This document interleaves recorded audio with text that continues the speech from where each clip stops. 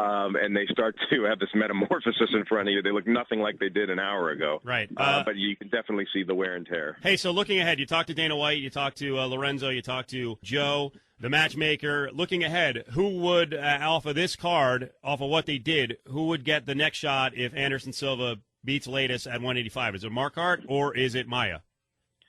I don't know. I like those two guys fighting in some ways, and there wasn't any talk about it. But, as I sit there, it's hard to deny Maia at this point, only because he's just, it's hard to say walking through because it disrespects the other opponent in some ways. But, he is really just dominating these guys. And to listen to him when you speak to Damian about Thales Leitas' chances against Silva, these Brazilian guys say that, the jiu-jitsu that Thales has could be a real problem for Anderson. So, it may not be an Anderson versus one of these guys. It could be a Thales versus one of these guys. So what's coming up in the UK? Well, what's the next target date? We're looking at a late summer date potential, and then we've got a fall date that we're tracking. We don't have cities, obviously, there's talk of Bisping being on UFC 100. If that goes down, we would love to have Bisping back here. So, if you just kind of track it out, he probably falls into the fall. And depending on, what our TV partners want to do, maybe we can get a late summer event here. But, we've got some other stuff we're working on internationally to get some other international events off, and we're going to be busy. All right. You're going to be in Germany. Is there a chance that you get another event internationally before the next UK fight? Would there be a fight in France? Would you try to do one in the Philippines? How quickly are some of the other countries getting into the mix? There's a lot of smoke around the German event. We aren't at the position to announce something, but everyone's seen all the rumors, and hopefully, we'll have something, to set forth on that event. So that would be in June if that all takes place. And then we've got, late summer. So, and then if we're in the fall, I think that probably fills our calendar here. But that would probably be it, with the exception of a potential fall date in another country.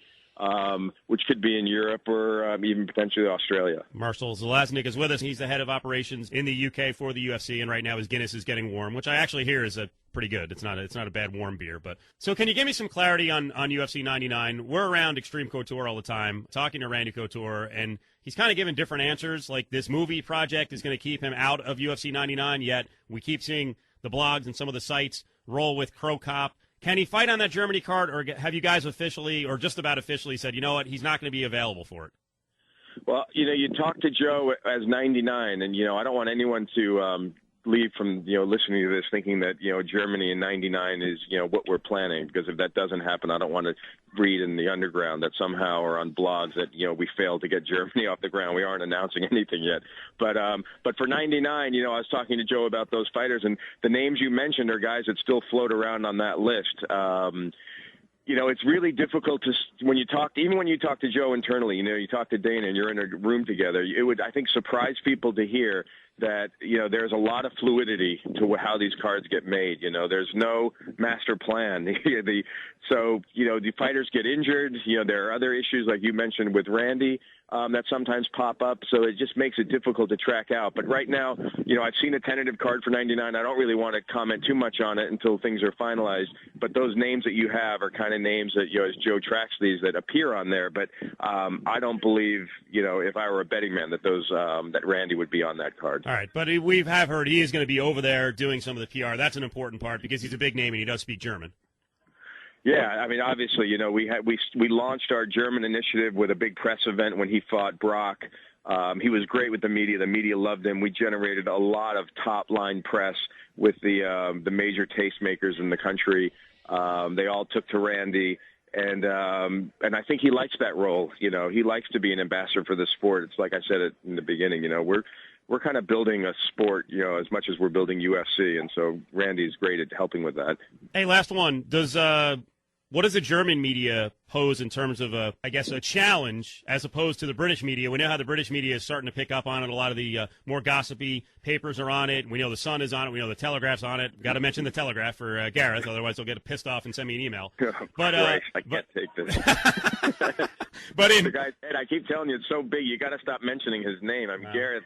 He's sitting in the bar there signing autographs. It's no. awful. Oh, no. Well, he is on Ultimate Talk on Satanta. So I've heard the German media is very provincial. You know, I know the Sunday Times of London has kind of turned its nose up towards UFC. What's the early reaction with the German media? Is it going to be one of these things that's a tough hurdle to get over because their attitude towards fighting?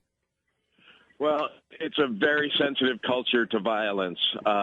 So that obviously you're kind of already in the backseat trying to deal with things. But, you know, we had a story in Der Spiegel, which is the equivalent of, say, Newsweek, 10 years ago in the U.S. or Time Magazine. Yes. By the way, that was a very good piece because it had the breaking news that at one time Dana White served time in prison, which I didn't know. So that's what I'm basing it on. That was a very interesting piece. Are you serious? Was that in a Babel translation? I actually got an English translation of it, and it said that he had spent time in prison. And doing some follow-up, Dana White said, no, that's not really true, but somehow it got into the Time magazine of Germany. I don't remember seeing that. I'll have to go back and look at it. Yeah. But, the upside of that story, aside from that fact, which appears to be erroneous, was I thought that they gave us a fair shake, and that's a magazine which is kind of like the 60 Minutes of magazines there. What they want to do is figure out how to rip everything down.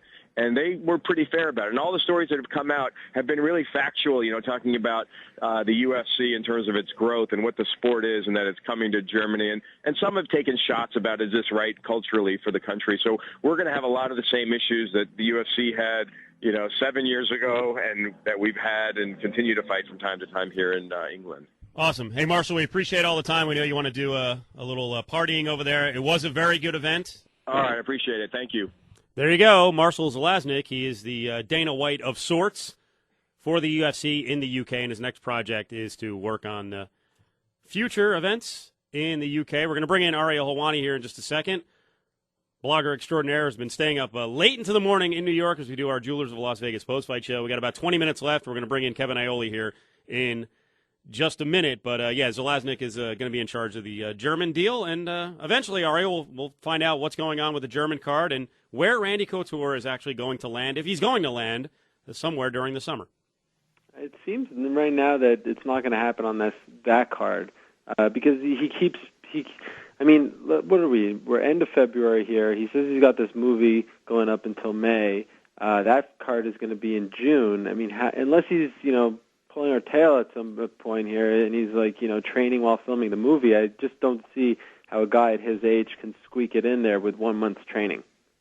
I agree, and you know that I'm over at Extreme Couture every once in a while, and that's the vibe I'm getting, that he's not fighting at 99. But as I said during the interview with Zelaznik, there is a chance, well, it's a lock, that he's going to be there, at least on a PR standpoint, because he speaks German. He's one of the biggest stars. So interesting stuff coming up with that German card. It'll be interesting about that card. The first time they went to UK, they had, title versus title, Rampage versus Dan Henderson. They came out with a big fight to break into that market. Now they've kind of had some, kind of lower-level cards.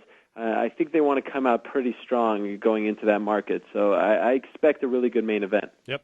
Kevin Iole was from New York, watched the Cotto fight tonight, had his eye on the Pavlik fight as well. I know he had his eye as much as you could, at least on the Internet, on UFC 95 and what happened today in London. Off of what you read and, kind of knowing the background of Diego Sanchez and Joe Stevenson, where do these guys go from here now that Sanchez has beaten Stevenson via decision? Well, I think that puts Diego very much in play in the lightweight division. Obviously we know that Florian is going to fight BJ, assuming they get contractual deals worked out with BJ. I mean, with BJ, you never know.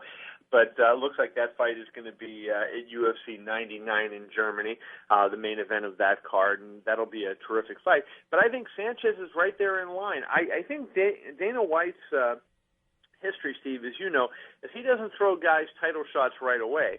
And I think he'll make Diego win another couple of fights in the lightweight division. So I don't think he's going to immediately, even though he's campaigning for it, I don't think he's immediately going to get the winner of BJ and Kenny Florian, but I certainly think you might see him in with a Sean Shirk or a guy of that ilk, one of those top guys in the lightweight division. And then it wouldn't be surprising if late this year, early next year, he does get a shot.